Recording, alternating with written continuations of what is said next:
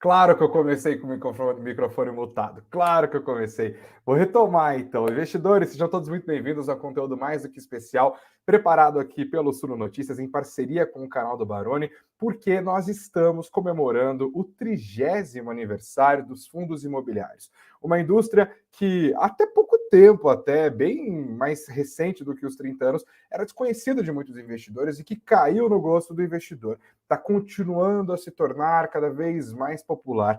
E para começar essa programação especial, com conteúdos exclusivos no nosso canal do Suno Notícias, em todas as redes sociais, no nosso site, a gente vai conversar hoje, claro, com o Papa dos fundos imobiliários. Aqui, olha, é o nome importante da Suno, é verdade, mas sejamos honestos, o Barão é importante para a indústria de um jeito mais amplo e geral, né? Estamos transmitindo ao vivo isso aqui no canal do Suno Notícias, no canal do Professor Baroni e também no canal da Suno. Você nos ajuda enormemente quando você senta o dedo no like, se inscreve no nosso canal e deixa também aqui os comentários. Pode mandar perguntas, a gente vai juntos construindo essa programação especial. E eu já convido você para ir também para o nosso site, vem para o suno.com.br/notícias, suno.com.br/notícias, tem várias matérias especiais, conteúdos dedicados aqui, feitos com muito carinho, para tratar dessa importante efeméride, mês temático dos 30 anos dos fundos imobiliários. Agora sim, sem mais delongas, eu trago para a nossa conversa o professor Baroni. Professor, seja muito bem-vindo aqui, uma boa noite para você.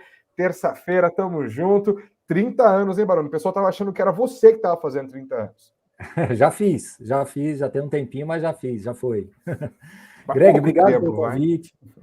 Obrigado pelo convite, muito obrigado por estar participando aqui desse evento. Bom, primeiro lembrar que a gente também está na Semana do Investidor aqui, do Semana do Assinante aqui da Suno, que o pessoal está com várias condições especiais, o link está na descrição aqui. O pessoal está incentivando aí a renovar assinaturas, fazer upgrades, trazer conhecimento. A gente vai fazer eventos aí também debatendo cases aí com os assinantes, trazendo experiências dos outros analistas também. E para quem quiser conhecer também a Suno, por R$1 aí, apenas R$1, durante 15 dias, você vai ter acesso a tudo isso daí. Greg, muita informação legal. Aliás, para a gente começar até de um jeito descontraído, Greg, você sabe que o pessoal estava bravo comigo porque minha cadeira estava torta, né? Eu tive que ir num especialista em cadeiras para ajustar a cadeira. Eu espero que você esteja agora olhando com a cadeira toda reta. Então, o pessoal que estava cismado comigo aí, fizemos aí um ajuste fino, mas está tudo resolvido, né? Ótimo, Greg, então estamos prontos para fazer o conhecimento sair pela telinha aqui no YouTube. Baroni, eu já vou começar te provocando, inclusive, aproveitando o seu conhecimento, a sua intimidade com o assunto, por óbvio, né? A gente está falando de 30 anos, eu até me surpreendi, assim, porque, e talvez boa parte dos investidores que estão junto com a gente também tenham surpreendido, né? Talvez, se a gente tem, eu tenho certeza que nós temos aqui pessoas que investem, sei lá, há 10 anos, muita gente não tinha 10 anos atrás ouvido falar ou sabia exatamente como funcionavam os fundos imobiliários. A galera pensava, cada vez pensa menos, em ação quando fala de renda variável, né? Mas houve uma mudança importante nos últimos anos. Ainda assim, 30 anos, dá para dizer que a indústria dos fundos imobiliários é uma indústria completamente madura ou tem um caminho pela frente ainda? Eu acho que nós conquistamos um grau importante de maturidade, especialmente nesses últimos 6 anos. Eu acho que foi uma conquista importante, tá? Desses 30, esses últimos 5, 6 anos foram muito importantes para o mercado de fundos imobiliários, mas ainda acredito que a gente está distante de um grau pleno de maturidade. Então, nós somos jovens promissores. Nós somos jovens promissores. Eu acho que a gente já venceu algumas etapas, não nos consideramos mais, né? Teve uma época que a gente falava, ainda é uma criança, estamos engatinhando. Não, eu acho que hoje nós somos jovens promissores.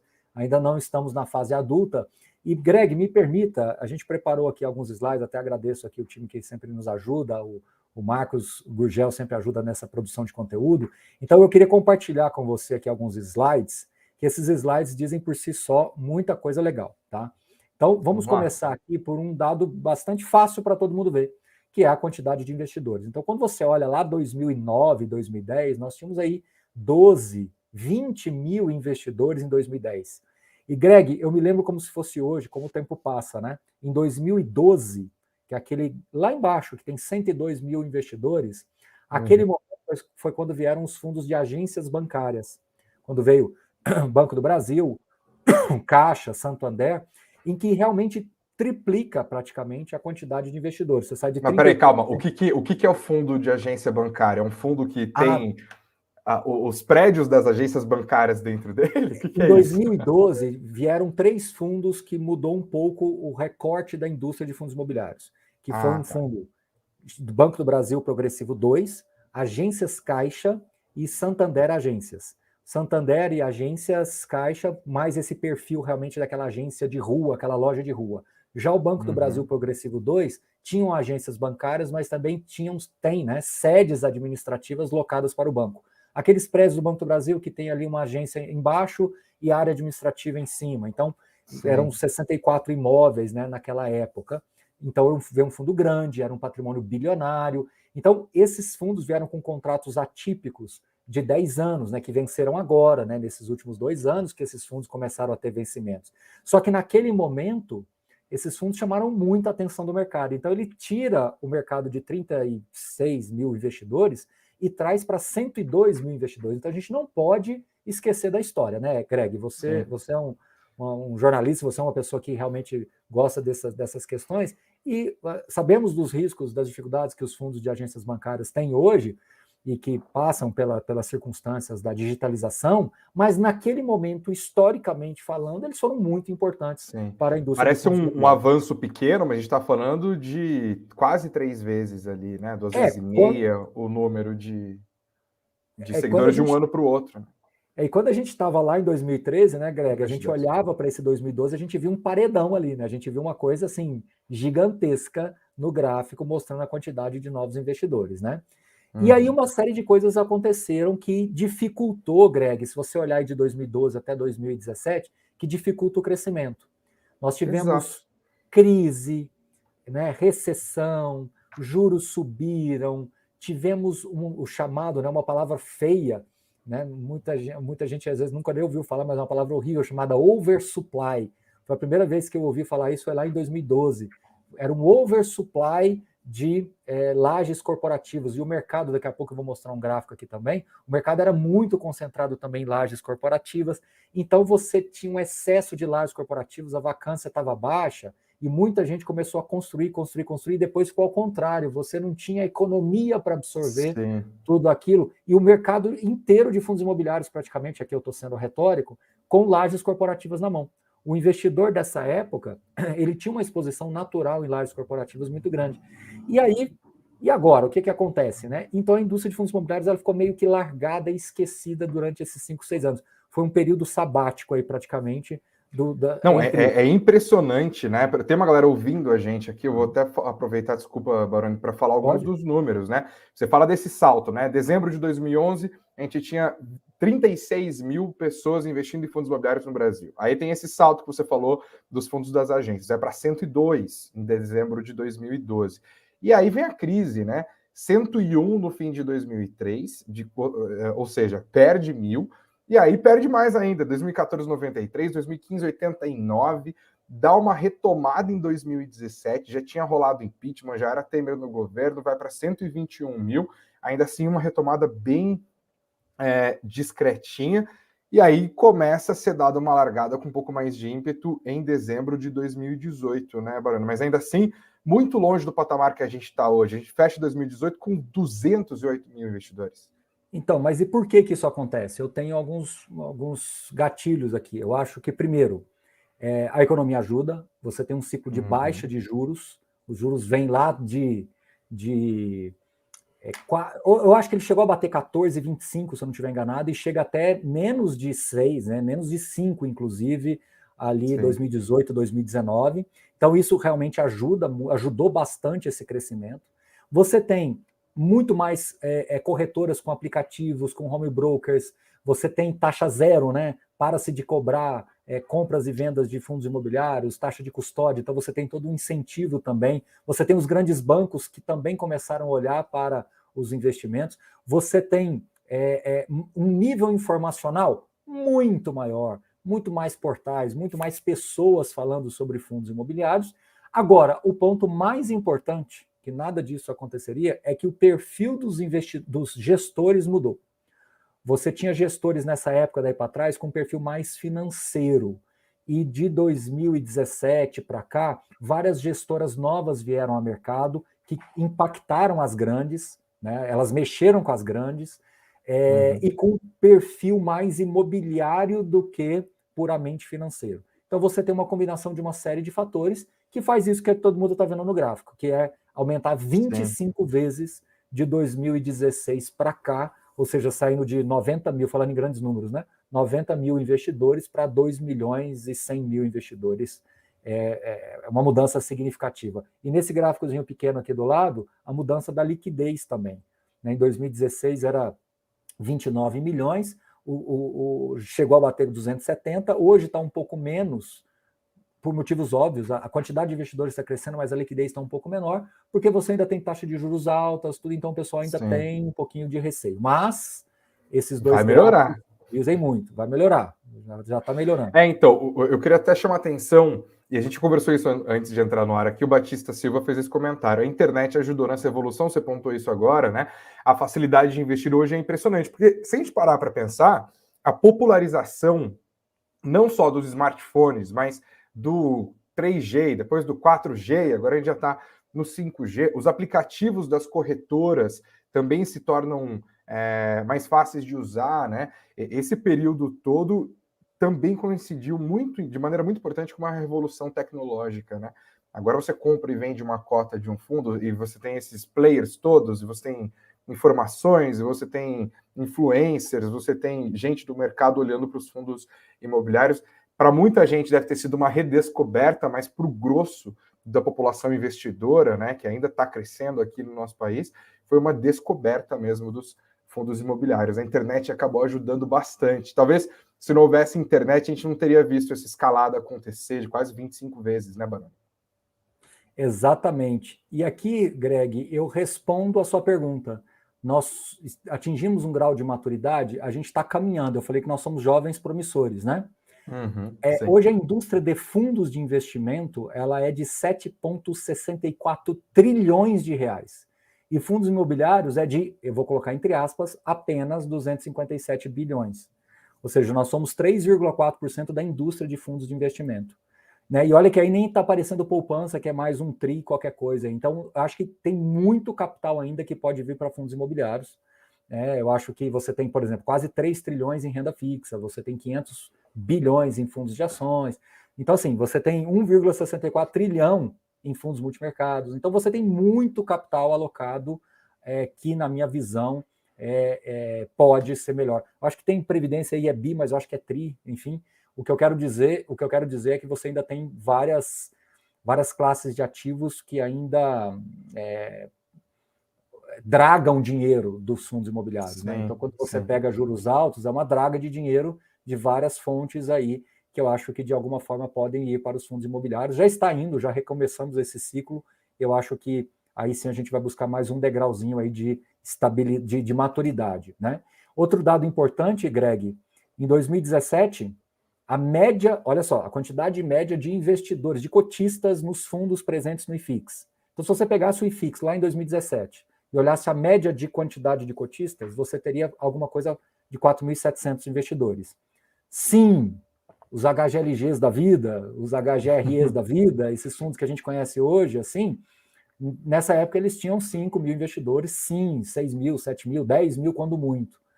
E hoje a média dos fundos do IFIX é de 89 mil investidores. Né? Claro, tem alguns fundos que têm 800 mil investidores, tem outros que talvez tenham um pouco menos, mas na média 89 mil. Isso é bastante significativo para o mercado. O Baroni, volta só uma dúvida. Como que a gente não tem esse dado aqui, mas o que você acredita que mudou aqui? Mais gente entrou, ok, nós já sabemos disso, sabemos pela evolução do gráfico primeiro ali que a gente ficou olhando. Mas você acha que o próprio investidor passou também a colocar os ovos em vários cestos? Gente que tinha um fundo passou a ter vários fundos na carteira? Ou é mais por um crescimento da base de investidores em fundos imobiliários mesmo? Olha, eu acho que uma coisa está conectada na outra. A gente começa a ver mais opcionalidades, né? Então, assim, os investidores começam a olhar e ter um cardápio maior. Antigamente, você tinha muita equivalência entre as carteiras. Se você pegasse 10 investidores há 10 anos atrás, eles tinham fundos muito próximos um do outro. As carteiras eram muito similares. Hoje eu já acho que as carteiras são mais diferentes, entendeu? Então uma coisa combina com a outra. A pergunta para sua resposta, a resposta para sua pergunta, ela tem os dois lados também. Eu acho que são as duas coisas que aconteceram ao mesmo tempo. Tá? Fiquei até curioso, vou perguntar para a galera que está nos ouvindo aqui, já somos mais de 300 pessoas. Quero saber em quantos fundos imobiliários você que está nos acompanhando aqui investe neste exato momento. Quantos fundos tem na sua carteira? Vão deixando nos comentários, daqui a pouco eu volto aqui com as respostas. Vamos lá, Baroni, próximo slide. Esse próximo slide ele é muito interessante. Sim. A barrinha azul são fundos monoativos e ou locatários e ou fundos passivos. E a parte vermelha são os fundos multiativos e ou multilocatários e ou gestão ativa. Tá?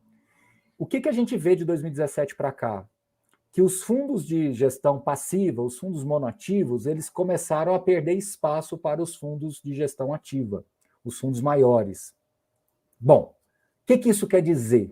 Aliás, eu quero aproveitar aqui essa live, o Greg, e em nenhum momento eu falei na minha vida que fundo passivo é ruim, que fundo monolocatário é ruim, que fundo monoativo é ruim. Eu nunca falei isso. Uma expressão que eu sempre usei é que os fundos monoativos vão virar cotas de colecionadores. Por quê? Porque dentro de um ecossistema com 2 milhões de investidores, dentro de um ecossistema de liquidez de 207 milhões, né, 200 milhões por dia, indo para 300, aí voltando para os patamares mais antigos. Dentro de uma média de 90 mil investidores, na média, dentro do IFIX, é quase impossível você acomodar isso dentro dos fundos passivos. Então, os fundos passivos, eles viram cotas de colecionadores. E aqui eu vou ter uma oportunidade meio que única de dar um exemplo até um pouco mais descontraído. Quem sou eu para falar mal de um Maverick? Quem sou eu para falar mal de um Landau? Quem sou eu para falar mal de um Del Rey? São carros excelentes. Foram excelentes, e se você tiver um até hoje, ele vai valer bastante. Só que é um carro de colecionador. Né? Ele não faz parte mais de um ecossistema de compras e vendas de carros que a gente está acostumado a ver. Então, o que a gente precisa ver? A gente precisa pegar essa barra vermelha e entender que é para lá que é o futuro. Na verdade, já é o futuro. Né? Alguns fundos passivos, monoativos, eles foram liquidados, outros foram incorporados, alguns ainda continuam no mercado e vão continuar. A gente vai estar daqui 30 anos e vai continuar existindo um Maverick, vai continuar existindo um Landau, vai continuar existindo um Opala. Sim. Mas eles são quase que documentos, né? Exato, eles são retratos de uma época. Exato. Eles eram super importantes, né, para aqueles períodos, eles foram inovadores, eu tenho certeza disso, né? Foram líderes da indústria, mas eles são recortes de um momento histórico, eles já não cabem mais no produto que a maior parte das pessoas está demandando, né? Eles não atendem mais às necessidades da maior parte dos investidores. É um movimento natural, não é sobre melhor ou pior. Né? Exatamente isso, não é sobre melhor ou pior. Mas aí o que acontece? Nessa barra vermelha você tem gestão ativa, você tem vários portfólios, você tem várias teses, várias estratégias de investimento. Qual que é o nosso trabalho, qual é o nosso papel aqui, Greg? Dentro dessa barra vermelha, dentro desse ecossistema, procurar selecionar ou procurar vislumbrar aqueles fundos, aqueles portfólios que têm condições de realmente escreverem o próximo capítulo, o próximo ciclo da indústria de fundos imobiliários. Percebe? Então, tudo está no seu lugar, tudo está no seu ritmo correto. Né? Você teve, se eu voltasse mais no tempo, eu não tenho esse dado aqui agora, mas se eu voltasse muito lá no tempo, eu ia ter essa barra azul muito maior do que a vermelha. Aliás, falar de gestão ativa começou a se falar, até onde eu me lembro, no final ali dos anos 2008, alguma coisa assim, que começou a se falar de multiportfólio de uma maneira mais clara. Né? Então é um assunto recente. Né? A indústria de fundos imobiliários ela nasce com o propósito de ser um ativo que leva o nome da gestora, junto com o nome do locatário, ou junto com o nome do prédio. Então era assim que ia acontecer. Isso não quer dizer que seja ruim. Só que dentro de um ecossistema de milhões de investidores, você não consegue, né? Não dá para, a cada prédio novo que um fundo comprar, ele criar um fundo novo. Isso tecnicamente não funciona, né? Então nós tivemos excelentes cases de sucesso. Eu já fiz esse estudo, tá, Greg? Só para trazer para você em grandes números. Um pouco mais da metade desses fundos do passado não deram certo, né? Aí sobra uma outra parte aqui, uma parcela deu muito certo, e dessa parcela que deu muito certo, alguns foram liquidados, outros foram incorporados, e outros continuam existindo, e tem uma outra pequena parcela que, assim, ficou no 0 a 0, não deu nem muito certo nem muito errado, está lá, continua existindo. Mas, Greg, tem um ponto de curiosidade em todos eles. Eles ficam com uma liquidez incompatível com o mercado. Eles saem naturalmente do radar, porque Sim. eles ficam com uma liquidez. Ele vira uma cota de colecionador. Quem tem não quer, não vende e não consegue comprar da mesma intensidade que ele habitualmente consegue comprar num fundo maior. Então, o que nós precisamos fazer? Respeitar esses fundos, que eles fizeram parte da história, respeitar que eles existem e têm suas preferências, mas entender que o futuro está nessa barra vermelha e a gente precisa agora continuar trabalhando para que essa barra vermelha fique cada vez melhor, para que a gente alcance mais o grau de maturidade. E o último slide que eu quero falar aqui, Greg, depois eu fico totalmente à disposição sua e do seu público aí também, do nosso público que também está no meu canal. Nosso, É este gráfico que mostra por que eu falo isso com muita convicção. Olha que curiosidade. Fundo de papel, que eu tenho quase que convicção de que todo mundo que está nos acompanhando aqui hoje deve ter algum fundo de papel na carteira. Se não tiver, vai ser um ou outro, vai ser mais exceção do que a regra. A grande maioria vai ter algum fundo de papel. Mas em 2011, em 2010, você nem consegue ler. Em 2011, era 3%, em 2012, ainda 3%. Ou seja, há 10, 11 anos atrás, era 3%. Eram pouquíssimos os fundos de papéis que tinham no mercado, e hoje ele é 44%. Não sei se esse número está muito alto, talvez ele esteja um pouquinho alto, eu acredito que sim. Esse novo ciclo agora que a gente está vendo, a gente está inclusive vendo mais captações nos fundos de tijolos. Eu acho que o número de equilíbrio é alguma coisa em torno de 1/3 em fundos de papéis, e você começa a ver os setores ali se equilibrando também, né? O shopping perdeu um pouco de espaço do passado, ele foi muito representativo no passado, hoje ele é menos representativo, mas a gente já começa a ver também retomando isso daí. Renda urbana, de alguma maneira, ficando mais claro o que é a tese de renda urbana, entendendo o que é renda urbana, porque renda urbana do passado era meio que uma agência, era o quê? Né? Você tinha algum fundo de supermercado, mas muito, muito, muito pequenininho. Hoje já fica mais claro. Logística claramente conquistando o seu espaço também. Então, esse desenho de 2023 comparando com 2010 mostra que realmente a indústria de fundos imobiliários ela mudou.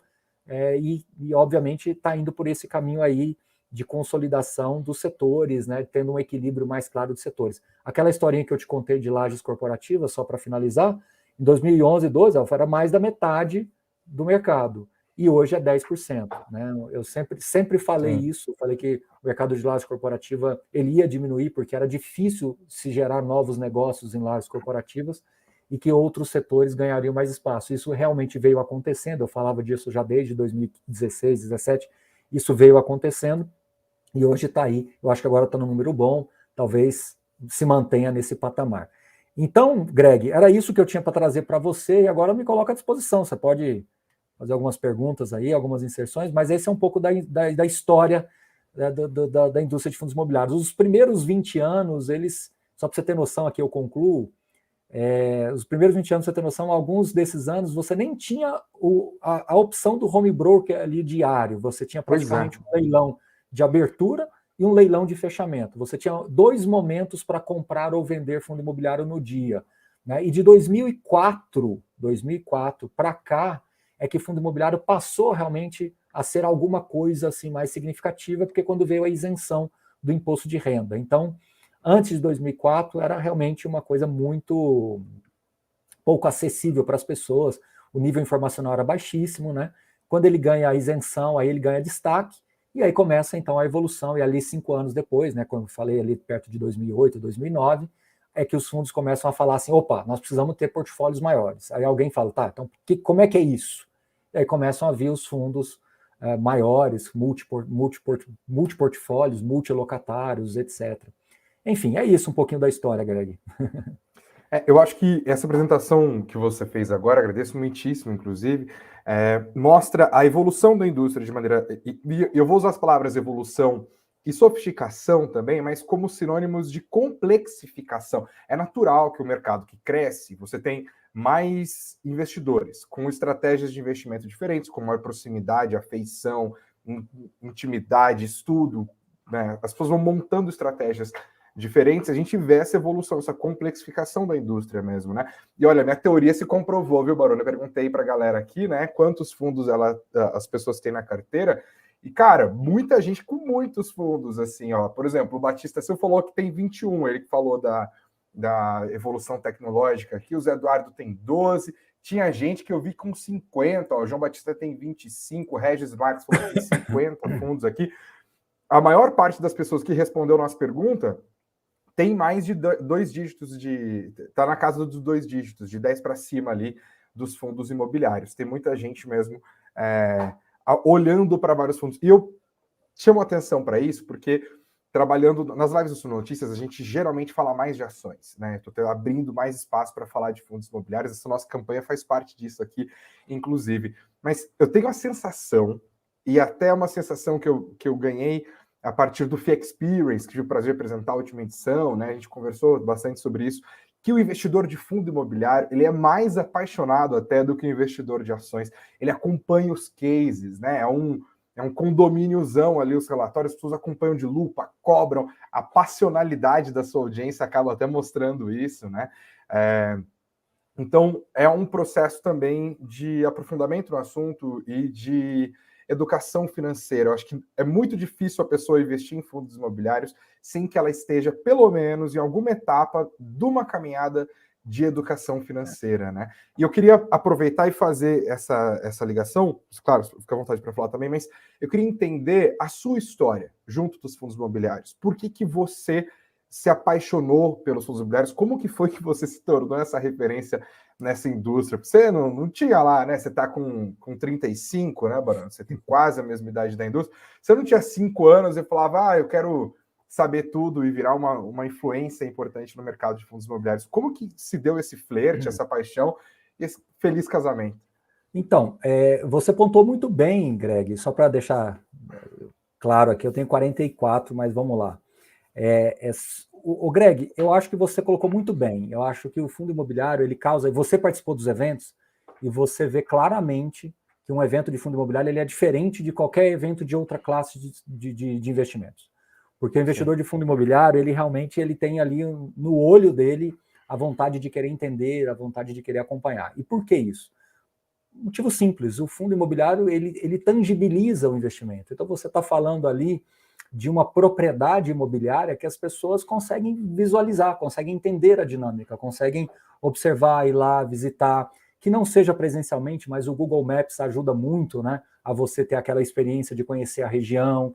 Normalmente você conhece alguém que mora numa cidade, quando é um imóvel fora da sua cidade natal, né, que você pode perguntar, que você pode ouvir. Você tem essa facilidade de troca de experiência com os gestores, que normalmente também vêm a público falar sobre fundos imobiliários. Então, eles deixam essa atividade próxima. E mais ainda, eles têm a renda mensal, né? E por que eu estou contando tudo isso? A renda mensal, ela deixa você mais próximo do investimento naturalmente. É diferente de você comprar um CDB que vence daqui 5 anos, e você vai olhar daqui 5 anos quando o dinheiro cair lá na sua conta. Porque necessariamente você vai ver aquilo caindo todos... Você vai ter essa dúvida, né? Caiu 67 centavos por cota dessa vez, o outro caiu 0,64. Por quê? Vou ler o relatório gerencial, vou ver a live do Barone falando com o gestor. E aí vai virando uma igrejinha, no melhor sentido do termo, assim, né? As pessoas vão sumindo e cobrando. Coitados dos gestores de fundo imobiliário. Não, mas eles gostam. Eu acho que, pelo contrário, eles até acham importante ter essa proximidade. Então, Greg, agora vindo na história, né? Então, eu comecei a investir cedo também, e quando eu me deparei com o fundo imobiliário, foi numa coincidência da minha vida profissional também muito grande. Foi no momento que eu comecei a me interessar por fundos imobiliários, começar a entender que essa dinâmica de renda era o que me agradava mais, tá? E por uma coincidência, eu estava começando numa parte da minha carreira de dar aula em pós-graduação, onde eu estava viajando pelo Brasil. Então eu tive a oportunidade de viajar pelo Brasil e às vezes passar, às vezes não, né, com uma frequência muito grande, eu ia a lugares que tinha fundos imobiliários, né, que tinha agências, que tinha galpões logísticos, que tinham empreendimentos, e como o público-alvo da aula que eu dava na pós-graduação era uma disciplina voltada para gestão de sistemas, assim, né, mas era um público voltado para engenharia e arquitetura. Então, essas pessoas também gostam, né, de imóveis de alguma forma. E às vezes eu perguntava alguma coisa, eles conheciam um prédio, conheciam alguém que tinha reformado, alguém que tinha construído, aí às vezes queriam me levar lá, eu tinha a oportunidade de conhecer pessoalmente, e ficava. Aquilo ali foi uma amálgama, que estava coincidindo de eu estar me interessando por fundos imobiliários e ao mesmo tempo também começando a fazer essas viagens, ter essas viagens. Não foi claro que no marco zero ali uma coisa coincidentemente com a outra, mas foram muito juntas. Até que então, ali, acho que 2012, 11, foi mais para 12, 11 para 12, não sei. Enfim, foi nessa época eu tive a curiosidade de ir a São Paulo e conhecer pessoalmente alguns gestores. Eu tive essa iniciativa. E aí eu acho que foi onde se fechou esse ciclo de interesse pelo fundo imobiliário. Então, juntou que eu já estava estudando e começando meus aportes, juntou com eu estar fazendo viagens e poder conhecer Brasil afora, os empreendimentos, e pessoas que às vezes até conseguiam me dar mais detalhes técnicos daquele prédio ou daquela região, né? Pessoas que eu conhecia ali na aula e que se sentiam muito assim solícitos de falar mais sobre a região, e eu acabava entendendo melhor o porquê daquele ativo estar lá.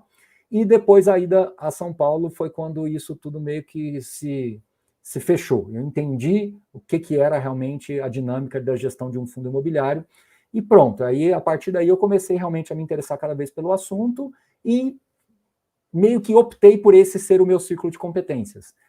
Eu comecei a focar mais nisso, comecei a me dedicar mais a isso, comecei a respirar mais isso. Não quer dizer que as pessoas... Como produtor de conteúdo, eu queria entender na sua vida profissional, quando que você falou, cara, eu vou dedicar minha vida profissional para isso, assim, eu vou virar um produtor de conteúdo, por exemplo. Quando que foi essa virada de chave? Tá, assim, antigamente eu escrevia também em sites, blogs, algumas coisas assim, para falar um pouquinho sobre fundos imobiliários, participava de fóruns, alguma coisa assim, e o pessoal gostava da maneira como eu colocava, mas aquilo ali era uma maneira bastante informal. Então, se considerar naquela época já, então nós estamos falando realmente de 12 anos atrás, alguma coisa assim. No caso específico de fazer uma coisa melhor estruturada, mais dedicada, isso já é mais recente, né?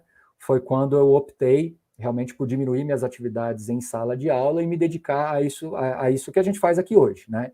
Então isso já é bem mais recente, aí já entra a história da Suno junto, a ideia de ter essa disponibilidade de construir aqui o canal para falar exclusivamente de fundos imobiliários, porque é um desafio, não é fácil. Então, é mais recente, mas talvez não tão coincidentemente assim, é o momento em que os fundos decolam, em que aumenta o interesse das pessoas, em que eu aproveito para perguntar se você se sente um pouco responsável por essa explosão dos fundos imobiliários, pelo aumento do interesse.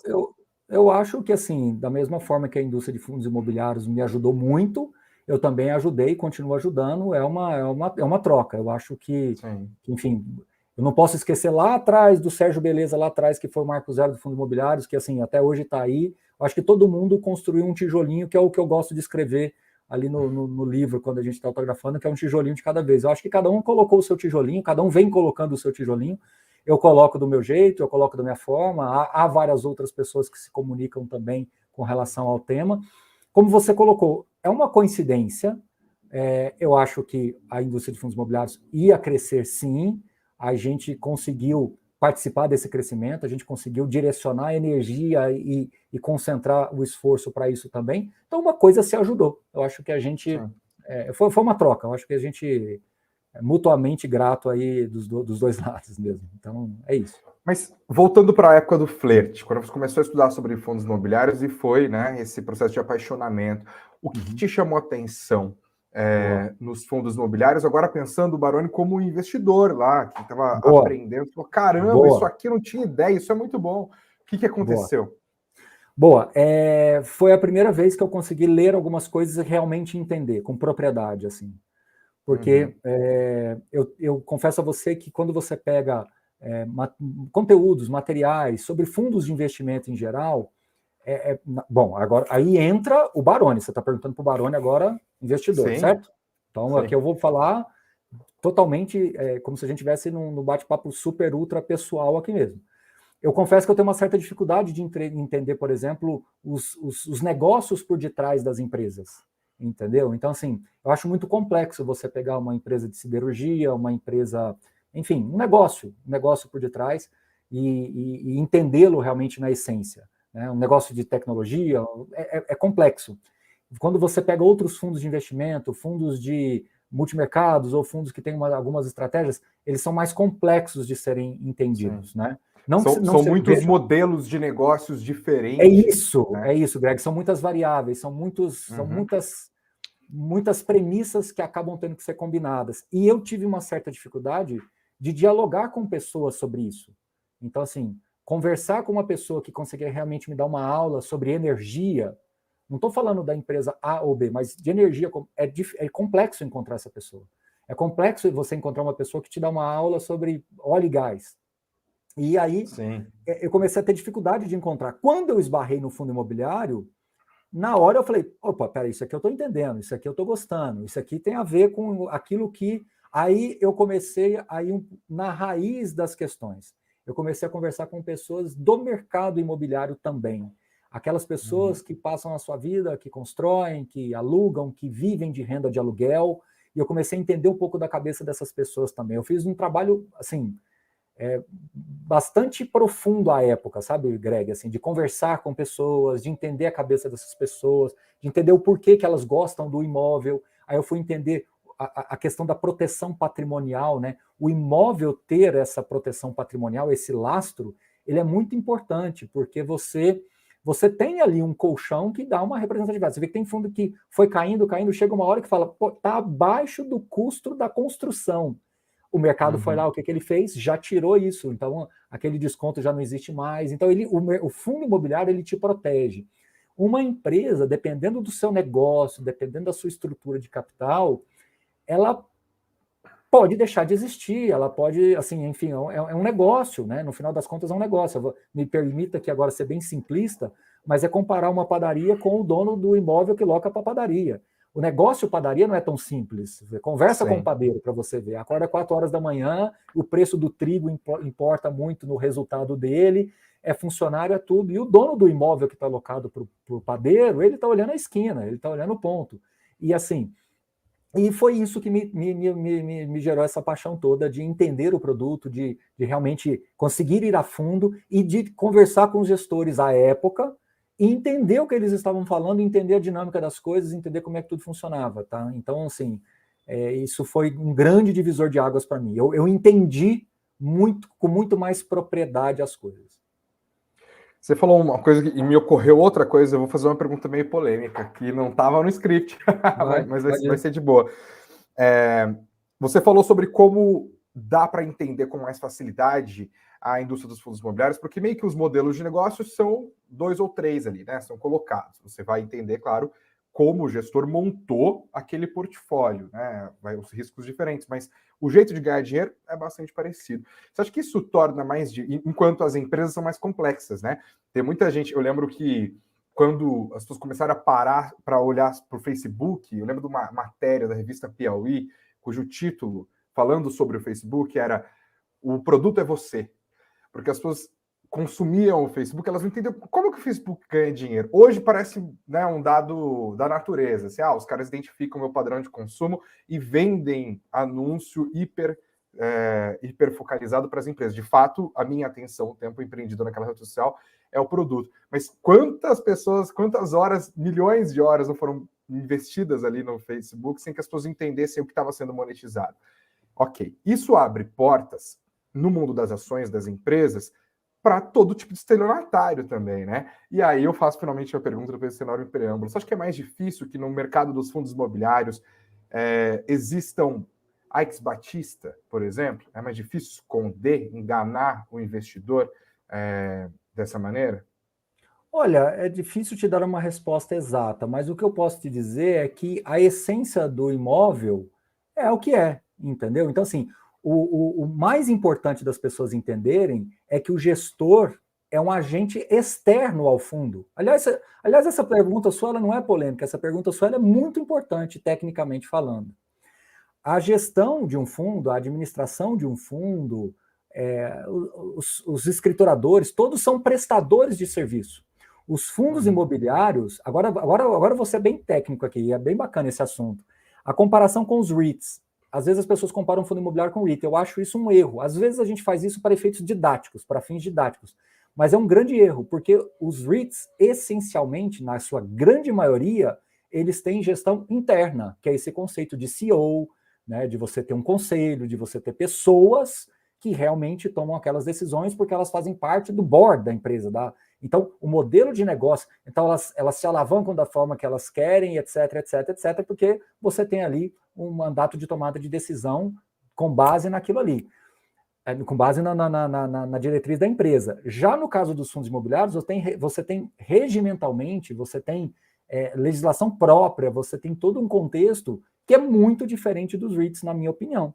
Ele tem equivalência porque nós estamos falando de mundos imobiliários, mas são bem diferentes. Por exemplo, os fundos de papéis no Brasil são muito diferentes dos fundos de mortgage nos Estados Unidos. Eu acho que os fundos de papéis no Brasil são muito menos arriscados e muito melhor estruturados do que os riscos que tem nos fundos de mortgage nos Estados Unidos. Não que seja lá mal feito, não é isso que eu estou dizendo, não me interpretem mal, mas eu estou dizendo que aqui nós ainda temos um modelo em que é muito, muito, muito menos complexo do que um modelo corporativo ou de um modelo de REIT, por exemplo. Ah, mas os REITs entregam resultados? Não, tudo bem, a gente não está aqui para discutir isso. O que eu quero só discutir, não é nem discutir, o que eu quero trazer aqui, a gente está falando da história de fundos imobiliários, é que os fundos imobiliários eles têm toda a parte de administração externa a ele. Então, mesmo que eventualmente você possa ter alguma dificuldade, o fundo, o gestor, o administrador, o escriturador, enfim, o consultor, o avaliador, são todos contratados, são prestadores de serviços. No final das contas, o ativo é do fundo, é do cotista, é do CNPJ do fundo, que indiretamente é do cotista. Então, eu acho bem bacana, foi bem legal você ter levantado isso, porque mostra para as pessoas, até nesses 30 anos, você pode ver que a lei está firme e forte aí desses 30 anos, ela é de 93. Então, 8668/93. Então, se você olhar ao pé da letra, ao pé da lei ali, você vai perceber que os fundos imobiliários eles foram muito bem construídos para a época. Eu acho que o alicerce foi muito bem feito. Ah, Baroni, mas agora o fundo está alavancando, eu não gosto disso. Ah, o fundo está fazendo uma coisa aqui que eu não, que vendeu um ativo que não deveria. Pessoal, isso sendo muito franco, é uma coisa assim relativamente normal dentro do ambiente imobiliário. Se você conversar com investidores imobiliários como um todo, é normal você ter isso. O que você precisa avaliar, caso a caso, é entender que às vezes algum fundo vai ter um pouco mais de dificuldade dentro de um ciclo, etc. e tal, mas longe, Greg, de colocar em risco a solvência total do fundo, né? De você realmente ter um problema ao ponto de perder todo o patrimônio, não. Pode sacrificar uma renda aqui, talvez a alavancagem tenha sido mal equacionada. É igual a polêmica também da gestão ativa. Poxa, eu não deveria ter vendido esse imóvel, deveria ter ficado com ele, etc. Pessoal, vai chegar uma hora que daqui nós estamos aí reescrevendo esse capítulo, recomeçamos a história de 2017 para cá. Até 2027, a gente não vai ter nem fechado um ciclo, né? Vai ter fechado o primeiro ciclo de 10 anos. O ciclo completo imobiliário, dizem que é de 15 a 20 anos. Então, assim, vai ter muita coisa que vai acontecer. A alavancagem ela ganhou um pouco mais de espaço agora. Alguns gestores já começaram a reduzir a alavancagem, já estão fazendo emissão para equacionar isso, já venderam um ativo aqui para fazer. Ah, mas e aquele fundo, esse aqui que teve problema? Sim, vai ter um aqui, outro ali, que vai ter um pouco mais de dificuldade. Mas longe de colocar a solvência dele em xeque, vamos falar assim. Então, acho que o fundo imobiliário ele tem até um arcabouço regulatório muito bem construído no Brasil. Muito bem construído no Brasil. Vou repetir isso várias vezes. O arcabouço regulatório dos fundos imobiliários, na minha visão, ele é muito bem construído. Já tivemos tentativas de questionamento jurídico de modelos de contrato, etc., e passamos por tudo isso. Então, acho muito importante as pessoas entenderem. Agora, sempre vai ter um incômodozinho aqui, outro ali, mas isso faz parte do dia a dia do investidor mesmo, natural. Perfeito. Eu queria ir para a parte B da nossa conversa aqui. A gente falou muito do passado, dos aprendizados, do seu apaixonamento pelos fundos imobiliários, um pouco da sua carreira, inclusive. Agora, eu queria rapidamente olhar para o futuro, fazer um breve exercício de futurologia, te colocar nessa enrascada deliciosa. É tão bom fazer entrevista, porque o meu papel é só botar o fogo na lenha lá e deixar arder, mas você sempre se vira muito bem. olhando para curto, médio e longo prazo, né? Como que você vê o futuro da indústria? A gente está no momento importante. Você falou, por exemplo, sobre como a descida da Selic lá atrás acabou ajudando os fundos imobiliários ali na virada de 17, 18 e 19, né? A gente foi para um outro processo. Selic agora é 3,75 e o mercado já está feliz ali, comemorando, de certa forma, incorporando nos preços dos ativos a expectativa da Selic começando a descer no mês de agosto. Mas isso é curtíssimo prazo aqui, né? A gente está vendo os fundos, depois de um tempo de pós-maceira, subirem, o IFIX está bombando ali. Mas, além dessa melhoria que é possível agora, nesse momento, qual que você acha que vão ser os próximos caminhos a serem trilhados para fortalecimento dos fundos imobiliários como um produto financeiro mesmo? E o trabalho continua, né, Barone? Embora ela é muito, eu fico imaginando, é muito legal você estar nessa posição, olhar para trás e falar, pô, construí muita coisa, muito legal, muita gente que está aqui, os comentários, as pessoas te adoram. Mas, cara, se preparem, porque tem muito trabalho pela frente ainda. O mercado tem uma grande oportunidade de crescimento agora. E tem um outro ponto que eu queria colocar nessa equação, e é uma provocação também, não sei se você gostaria de falar sobre isso, mas a gente acabou de passar por uma decisão do Conselho Monetário Nacional que definiu uma meta que é basicamente permanente de inflação, de 3%. A gente está indo para um novo capítulo da política monetária do nosso país, e isso, obviamente, influencia a Selic e os rendimentos dos fundos, né? Como que você vê o futuro dos fundos nesses recortes, curto, médio e longo prazo? Tá. Vamos lá. Eu acho que no curto prazo, até eu fui surpreendido, eu achava que as emissões fossem demorar um pouquinho mais para voltar, mas o mercado antecipou muito o ciclo de baixa de juros e já começou porque o mercado estava muito descontado. Então, o desconto foi suprido rapidamente e alguns fundos já começaram a fazer emissões e a gente já começa a ver uma retomada. Então, na minha opinião, os fundos claramente que são maiores, mais robustos, que são aqueles que vão ter como referência, ser como referência para o mercado, eles ficarão, na minha opinião, cada vez maiores, cada vez mais robustos e ficarão cada vez mais como uma referência para o mercado em seus respectivos setores. Então, acho que isso é uma das coisas para o curto prazo. Para o médio prazo, a gente vai ver alguns movimentos maiores de consolidação de fundos, de junção de estratégias, de gestoras. Enfim, eu acho que isso faz parte nos Estados Unidos, aí sim, agora sim, comparando com os REITs, é algo que até hoje acontece lá, né, de você ter uma soma de players de mercado para que você possa, né, um mais um não ser apenas dois, né, um mais um virar três, porque você vai ganhando e vai somando e essa escala vai trazendo mais produtividade para o negócio e, consequentemente, para o fundo e para os cotistas, né? Então, isso no médio prazo. Agora, no longo prazo, Greg, eu espero que a gente tenha realmente os fundos imobiliários como aí nós temos que voltar lá naquele gráfico, né? Ele não seja apenas 3%, 3,4% da indústria de fundos de investimentos Sim. no Brasil. Eu me contentaria com um número mais próximo aí de 10% a 20%, né? 10% num cenário base e 20% num cenário otimista. Mas 10%, talvez 10%, 12%, 15%, seria um número muito bom para a indústria de fundos imobiliários, que seria o equivalente hoje, em grandes números, se a indústria de 7,6 tri, a gente fosse alguma coisa entre 800 bi a 1 trilhão de reais. Se a indústria de fundos imobiliários fosse isso hoje, eu acho que a gente estaria, assim, até muito bem posicionados como produto, como uma alternativa clara de investimentos. Então, é a visão que eu tenho. Eu acho que a gente ainda vai chegar lá, vamos ter mais representatividade e esse próximo ciclo, na minha visão, os fundos imobiliários vão ser muito favorecidos. Por quê? Porque, Greg, agora assim, é só quem está aqui no dia a dia para ver isso, tá? Eu acho que assim os gestores eles vão aprendendo ali também essa dinâmica de fundos imobiliários. E agora, uma coisa que me parece que está se tornando real é que os fundos imobiliários começaram a chamar também a atenção dos outros fundos de investimento, né, como fundos de pensão ou outros veículos de investimentos, de private, né, de grandes investidores institucionais. E se isso realmente se tornar um fato e não for só uma fagulha, uma faísca, e for realmente um fogo, uma labareda, eu acho que a gente chega nessa casa aí dos 10% da indústria de fundos muito mais rápido, porque o dinheiro da pessoa física, ele vem, mas ele vem de pouquinho em pouquinho, e a quantidade de investidores que chama a atenção, mas não o volume necessariamente. E o investidor institucional, quando ele entra, ele muda um pouco a escala do jogo. E me parece que isso já começou a acontecer nesta rodada agora de chegada de novas ofertas. Então, é uma coisa bem recente que pode mudar bastante o jogo. Eu estou otimista com isso, tá? Muito otimista, viu, Greg? Porque eu acho que traz mais arbitrariedade ao mercado. O mercado de fundo imobiliário ele é muito desarbitrado.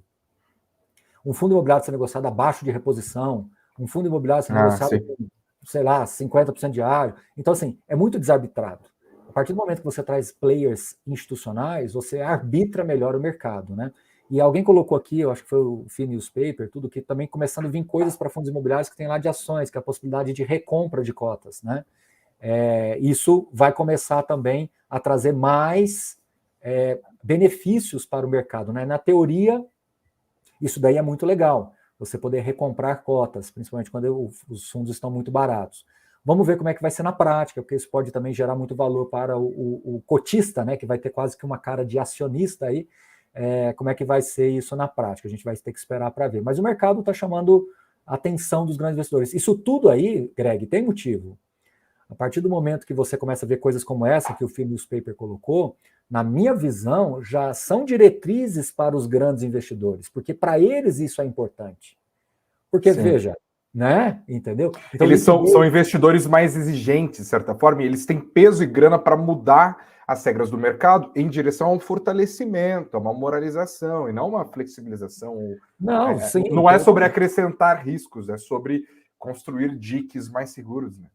Não, e se alinhar àquilo que os institucionais querem, né? Então, se você tem hoje ação da Vale, como uma pessoa física, é uma coisa. Como um investidor de private equity, um investidor de um fundo de pensão, de um ETF. Imagina um ETF que compra Vale. Né? Então, assim, a partir do momento que você começa a ter players entrando nesse mercado, eles precisam de equivalência. E a recompra, por exemplo, na minha visão, já é um sinal de que isso já está dando um flerte lá com os investidores institucionais, dizendo, olha, pode vir para cá porque a gente está cada vez mais próximo. É igual uma coisa que eu sempre falei, no mercado de ações você tem aquele conceito de novo mercado, né? Você tem uma série de proteções ao investidor, etc. Eu acho que todo sistema ele é passível de falha, todo sistema é passível de melhora. Isso sempre foi e sempre será assim. Mas talvez os fundos imobiliários, em algum momento, eles também vão criar suas próprias associações, né? E vão classificando esses fundos, enquadrando esses fundos em determinadas diretrizes ou padrões diretivos de governança e etc. Então, assim, Greg, esse é o caminho que a gente deve ir. Então, eu espero que pelos próximos aí 5 a 15 anos, 5 no mínimo, 15 no máximo, muito do que eu falei aqui nesses últimos 20 minutos aconteça. Eu acho que é importante irmos por essa direção. Bom, eu queria só lembrar a nossa querida audiência aqui, são 2 lembretes, na verdade. Primeiro, que você pode dar uma olhada no link que está na descrição dessa live, independente se você está nos acompanhando pelo Suno Notícias, pelo canal do Baroni ou pelo canal da Suno, e participar da Semana do Assinante. Atenção, especialmente você que já é assinante da Suno, você tem condições especiais para renovar a sua assinatura, e se você quiser dar um upgrade, esse é o momento, tá? Se você ainda não é, também tem condições especiais para você fazer uma espécie de test drive nos nossos conteúdos aqui, gastando pouquíssimo, vê se é para você, aproveita e dá uma clicada no link que está aqui na nossa descrição. E também, mais uma vez, deixo o convite para você consumir o nosso conteúdo especial aqui, do mês especial dos fundos imobiliários fazendo 30 anos. Acesse o suno.com.br/notícias, suno.com.br/notícias, e aqui, ó, nessa matéria do João Vitor Jacinto, está escrito mês temático nos 30 anos de fundos imobiliários. Vai ter uma lista de conteúdos especiais falando sobre a indústria, conversando com personagens importantes, falando de estratégias de investimento, quem mais rendeu, quem menos rendeu, quais são as possibilidades. E claro que essa nossa conversa, mais do que especial aqui, Baroni, também vai virar conteúdo no nosso site, tá? Baroni, eu agradeço muitíssimo, de verdade, a sua disponibilidade para conversar nessa terça-feira fria. Aqui em São Paulo tá frio, como que tá em Goiás? Em Goiânia também está um pouco mais frio do que o habitual, mas não tão frio assim. Aqui está fazendo muito frio no comecinho da manhã e agora nesse iniciozinho de noite, assim. Mas nossa, não como aí, tu imagina. Caiu bem. E olha, antes Vamos falar em história, Greg, para a gente finalizar agora. Eu que vou te falar. entrevistar. Por falar em história, conta a história da sua blusa. Ah, teve uma vez numa live, nem lembro qual que era a live, Baroni. Era uma live de campanha da Suno, você elogiou a minha camisa, ó. E ela é uma camisa que eu adoro usar em dias frios, inclusive, porque ela é de flanela, e flanela esquenta bem, né?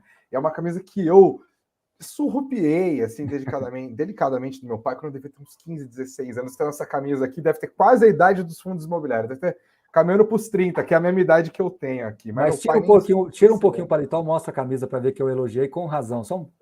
Ele adora o olha tom que dela, camisa do bonita. azul, né? Ela é bonita mesmo, ela é bonita. Então aí Obrigado. A camisa foi em homenagem aos 30 anos de fundos imobiliários. Se não tem 30 anos, tem quase, né? Tem quase. Eu e os fundos imobiliários ali, ó, juntinhos, nascemos juntos. Baroni, agradeço mais uma vez, tá? Sua disponibilidade. E mais do que agradeço, eu parabenizo pelo seu trabalho, por essa legião de fãs aqui. Fico pensando quantas pessoas você não impactou positivamente ao longo de sua carreira aqui, quantas, muitas mais ainda vão ser impactadas com isso. Parabéns pelo trabalho, tá? Você difunde conhecimento, você difunde segurança e talvez a indústria teria crescido bastante se não houvesse professora Baroni, mas talvez não tivesse crescido tanto, talvez não tivesse crescido com essa qualidade toda. Tenho certeza que vai continuar melhorando daqui por diante, porque você também vai estar junto, vigiando, como eu faço nas lives do Suno Notícias, ó, passando a lupa no noticiário, conversando com gestores, explicando esse mundo para os investidores. Agradeço de verdade a sua participação aqui. E, ó, portas abertas, hein? Quero ver você mais vezes no Suno Notícias também. Vou encher mais seu saco aí, se prepara. Tá, joia, Greg. Obrigado a você. Parabéns pelo trabalho que você faz aí no Suno Notícias. Obrigado por todos que nos acompanharam aqui, né? 9 horas da noite, em plena terça-feira, casa cheia. Obrigado por terem participado aí. Casa cheia. Bom, tem um último recadinho para você que nos acompanha aqui. Não se esqueça, pelo amor de Deus, está aqui esse tempo todo, não sentou o dedo no like. Estamos 3 canais, vamos em todas as plataformas do Suno Notícias, então, por favor, não se esqueça, senta o dedo no like, inscreva-se no nosso canal, compartilhe esse conteúdo, e se você nos acompanha pelas plataformas de áudio, ao mesmo caminho, engaja com nós, senta o dedo no like e siga a Suno na plataforma de áudio da sua preferência. Obrigado, gente, pela audiência, pela participação, pelo engajamento de todos vocês. Uma ótima noite, uma grande semana, e amanhã eu te vejo, hein, 19 horas, na nossa live especial do Suno Notícias, aqui sempre acompanhando, passando a lupa no noticiário econômico. Beijos aos de beijos, abraços aos abraços, muito dinheiro no bolso e viva os FIIs!